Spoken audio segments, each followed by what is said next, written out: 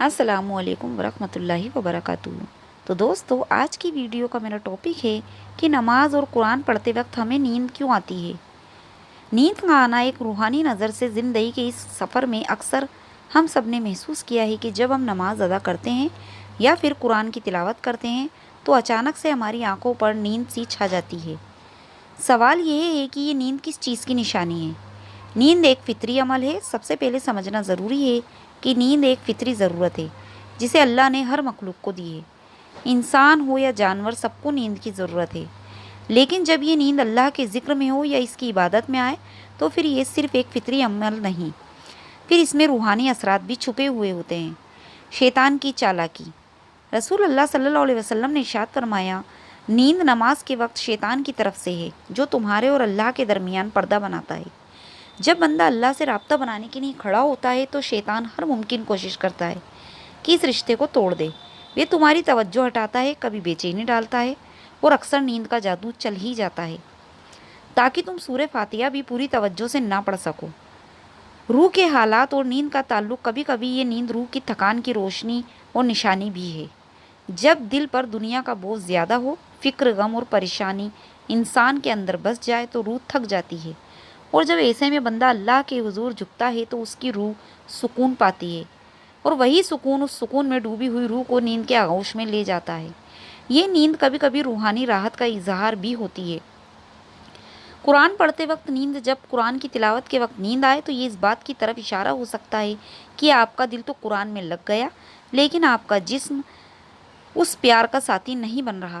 شیطان یہاں پر بھی تقریباً وہی کردار ادا کرتا ہے۔ وہ چاہتا ہے کہ آپ قرآن کے پیغام سے محروم رہیں۔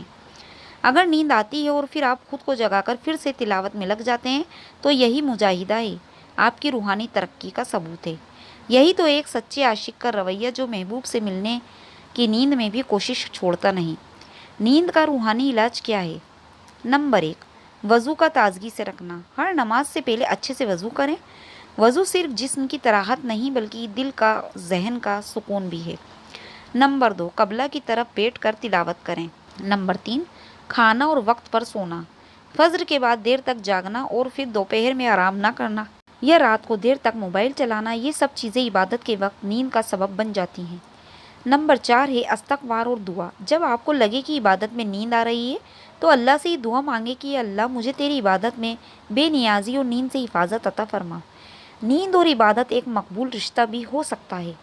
حضرت شیخ عبد القادر جیلانی رضی اللہ تعالیٰ عنہ کے بارے میں آتا ہے کہ جب تہجد میں وہ کھڑے ہوتے تھے تو کبھی کبھی ان کی آنکھوں میں بھی نیند بھر جاتی تھی، لیکن وہ کہتے، اے نیند، اگر تو میرے رب کی رضا میں ہے تو آ جا، ورنہ دور ہو جا۔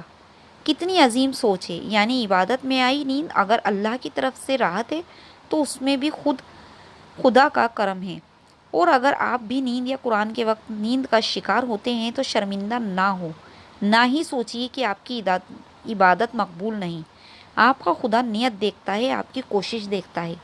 وہ ہر اس لمحے کو جانچتا ہے جب آپ نیند سے لڑ کر اس کے حضور کھڑے ہوئے ہوتے ہیں۔ تو اے میرے عزیز دوستو، ہر نیند ایک روحانی رکاوٹ نہیں ہوتی، کبھی کبھی وہ ایک امتحان ہوتی ہے اور کبھی اللہ کا ایک میٹھا سا راز۔ اگر آپ کو یہ پیغام پسند آیا ہو تو اسے ضرور شیئر کیجیے، اور اگر آپ کو میری ویڈیو پسند آئی ہو تو چینل کو سبسکرائب ضرور کیجیے گا۔ ملیں گے اگلی ایسی ہی ویڈیو میں، تب تک کے لیے اللہ حافظ۔